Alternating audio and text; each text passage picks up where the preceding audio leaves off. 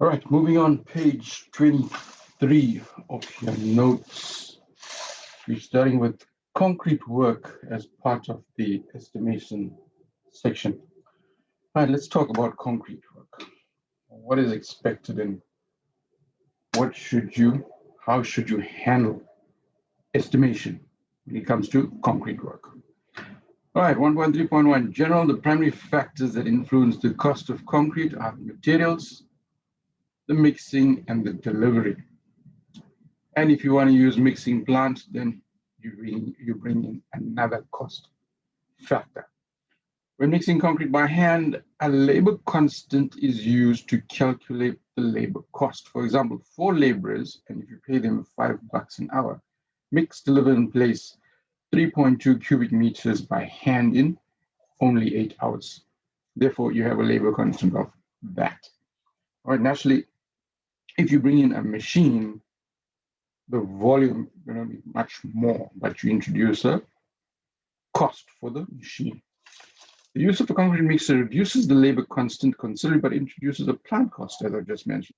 For example, a concrete mixer has an output of 0.25 cubic meters every 5 minutes. Its hourly production is therefore given as 3 cubic meters.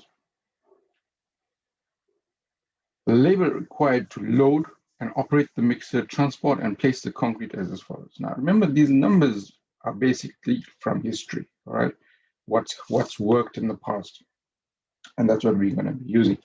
You need 3 guys to load the mixer, 1 to operate it. Although these days it's as simple as pressing a button. So do you really need an extra person there? Wheel to point, you might want more here. And place and compact, 2 more or less adequate. All right, labor constant, and you can get 4 hours per cubic meter. Cost of plant, given at 4 and 16. And you can see the values that we are coming up with. The above assumes that the mixer works full time and that no idle time has been taken into account. Very seldom.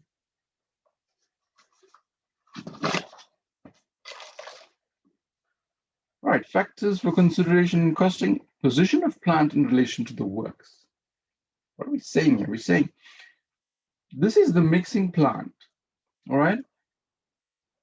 And let's say it is in Verulam, all right? And you are pouring in Durban North. Durban North. All right, now there's a considerable amount of distance involved there, as opposed to mixing somewhere in Phoenix. Am I right? So this distance is a factor for costing, because remember, you got to get that heavy mixed concrete in a truck to the point of deposition.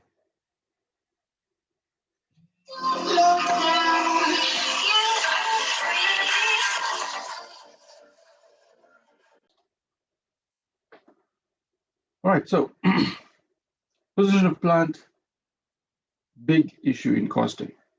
Type and size of mixer. Type and size of mixer. All right, you've got the little drum mixer that you're familiar with. Then you've got the big odd shaped drum that is located on the back of a truck, all right, as a chute. Now, obviously, the prices are going to be different because this is on a truck, operator or driver, fuel, all those kind of things. And that one, you still need to get it to site, probably on a trailer, and it's hand mixed, but it's naturally also mechanical. All right, method of transportation. How are you going to take this mixed concrete and deposit it? Are you going to use a barrow, which requires labor?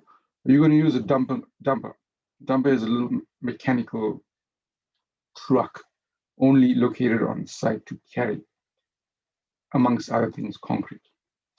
All right, pumping. Now, if you're working on a multi-story building, how do we get the concrete to that floor and to that floor? How do we get it there? We use a machine to pump the concrete. Now that machine is not cheap. First, you got to pay for it to come to site. Come to site. Right. Then you got to pay for it for every cubic meter that it pumps to a point. Right. So there's multiple costs in pumping, but pumping very fast because the machine just sits there, the truck deposits into the machine, and up it goes to wherever you need it. Right now, this is very, very versatile when you're pouring floor slabs. Remember, floor slabs, first, second, third, fourth floor need to be completed in one full day. There's no breakage in the deposition of that concrete. You will understand why that is so when you get to materials, right? Something called shrinkage, which is what you use on. Next one. Method of placing foundations versus elevated slabs versus columns. So you're on the ground and you want to pour a floor slab, right? Here's your concrete. So all you do is just drop it into the formwork, right? Now, if you got an elevated slab like this one, you got to pump it, all right? If you got a column,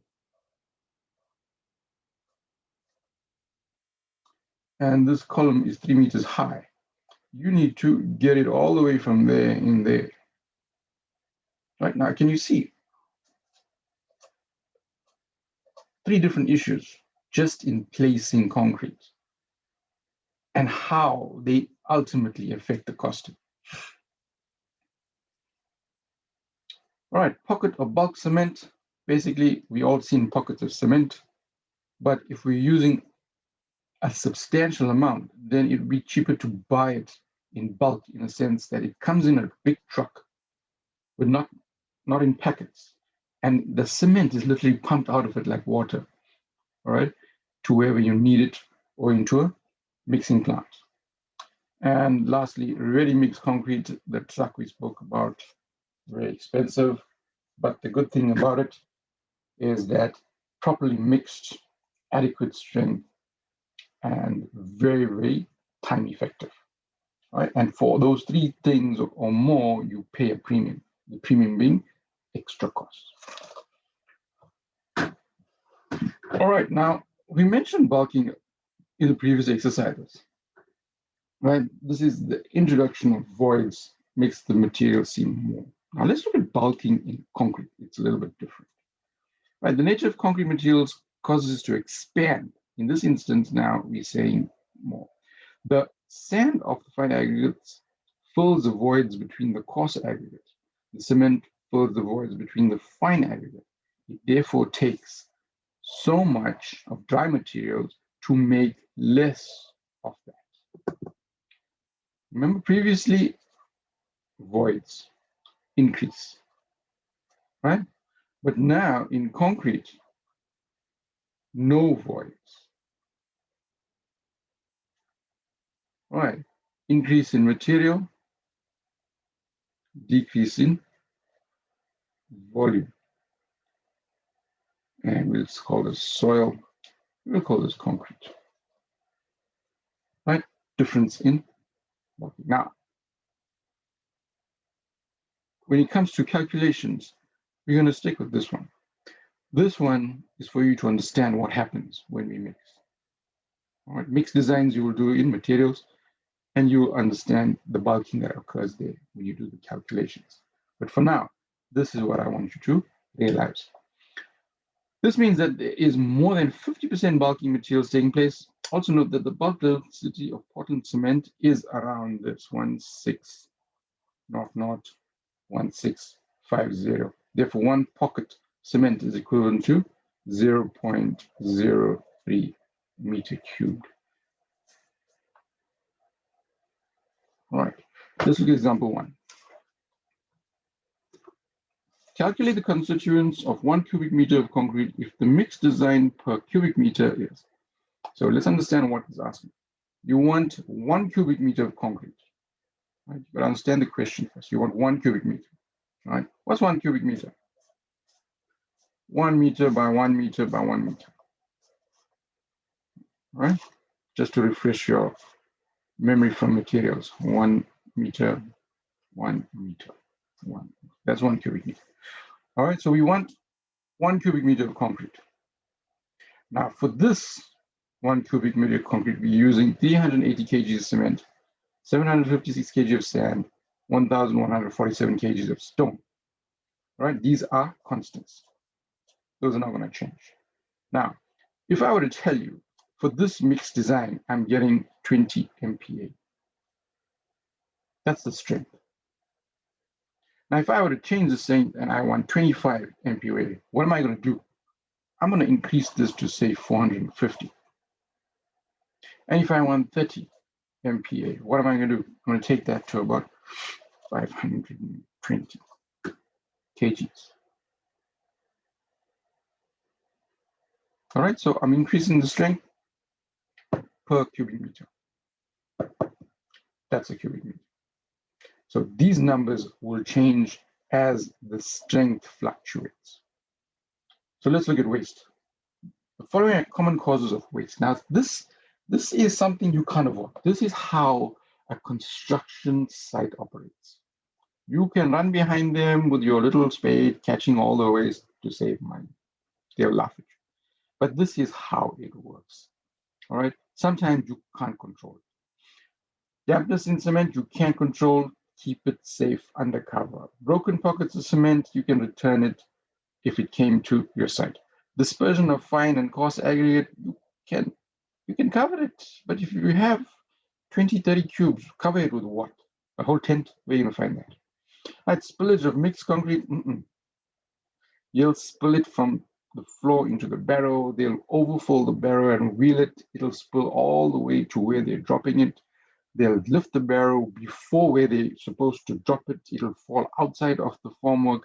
All areas of wastage occurring in just that one activity. Very hard to control. All right, hardening of concrete prior to use. This is based on poor management. If you need the concrete now, mix it now. If you need the concrete later, mix it later. Don't mix it now for later. All right? So that's what I'm saying.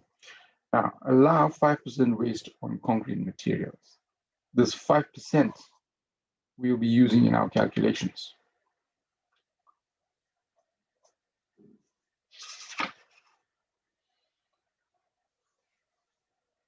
All right, so let's look at example 1.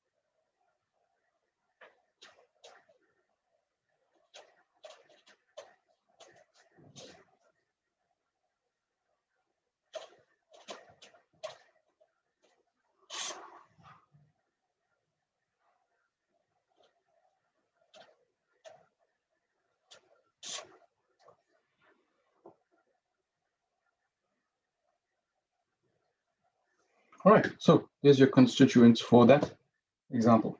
All right, calculate the constituents of 1 cubic meter based on the following mixed design. All right, those are the mixed designs. And we used bulk densities. Also, please pay attention to this one. All right, let's move on.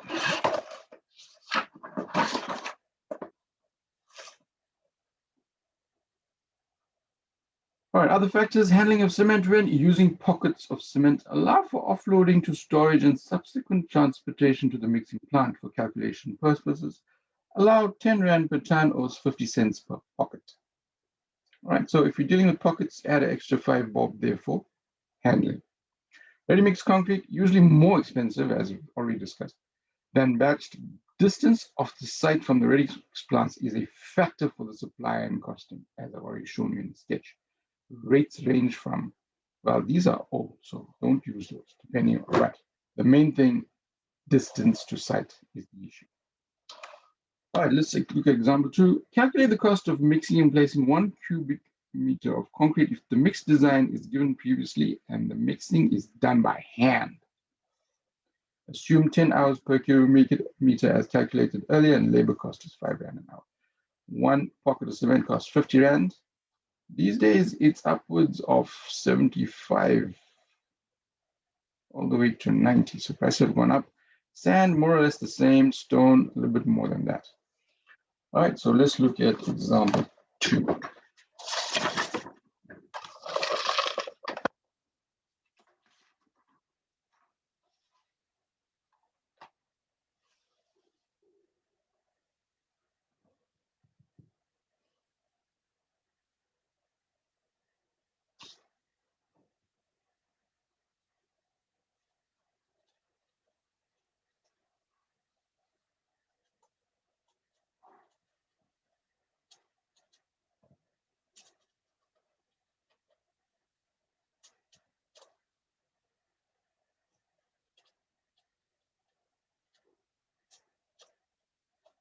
You need to find that out.